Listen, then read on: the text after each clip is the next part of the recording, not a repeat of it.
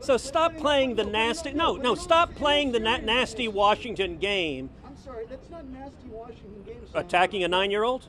We have heard just at the beginning of the serious evidence of corruption involving Burisma, the Ukrainian natural gas company that paid Hunter Biden, Joe Biden's son, $1 million a year. So while Joe Biden, let me answer. I'll answer the question. But question, appreciate it. Let me answer the question without interrupting me, please. You got it.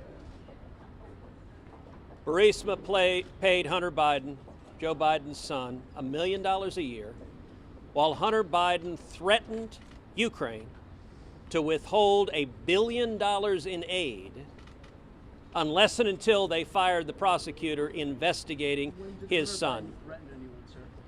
Joe Biden threatened. Joe Biden is Vice President of the United States, and we just saw a video, which I would encourage every news outlet here to actually show the video of Joe Biden bragging how he told the president of Ukraine that he was going to cut off $1 billion, he was going to block $1 billion in foreign aid to Ukraine unless they fired the prosecutor. And in Joe Biden's own words, son of a bitch, they fired the guy. So why not have Bolton testify? You said you'd answer the question. You said this scheme that you're accusing Joe Biden. Hold on, Andrew. I'm sorry? Let me answer the question.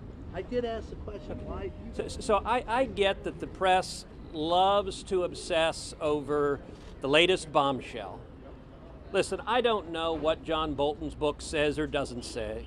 I've seen the New York Times coverage, but at the end of the day, it doesn't impact the legal issue before this Senate. The legal issue before this Senate is whether a president has the authority to investigate corruption. So the House managers built their entire case on the proposition that investigating Burisma corruption, investigating the Bidens for corruption was baseless and a sham. Hold on, let me finish this. No, I'm going to finish my point, and then I'm happy to answer your question.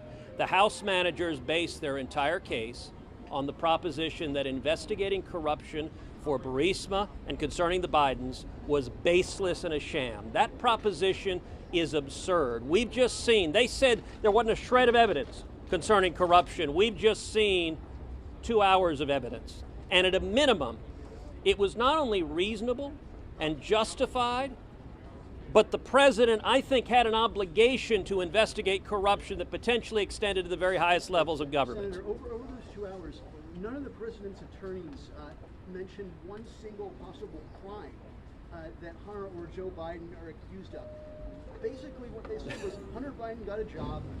That was vice president. If that's a crime, I mean, shouldn't half of your children be in prison? My children are 9 and 11, and I'm sorry that you want to throw a 9-year-old in prison. Wow. But at this point, my third grader plays basketball and softball at her school. So stop playing the nasty. No. Stop playing the nasty Washington game. I'm sorry, that's not nasty Washington game. Attacking a 9-year-old. Senator, I have no idea. All right. Senator, we've seen reports about a possible 1-for-1, one Republican witness, one Democratic witness. Would you be open to that idea? Look, in my view, additional witnesses are not necessary.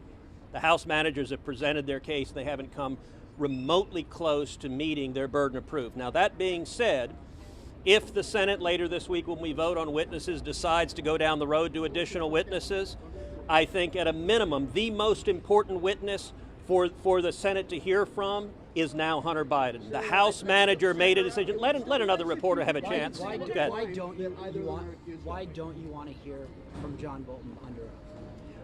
I don't believe the testimony is necessary. The House managers have a burden of proof to prove their case. They have fallen woefully short. The standard under the Constitution is high crimes and misdemeanors. They have not demonstrated any law was violated.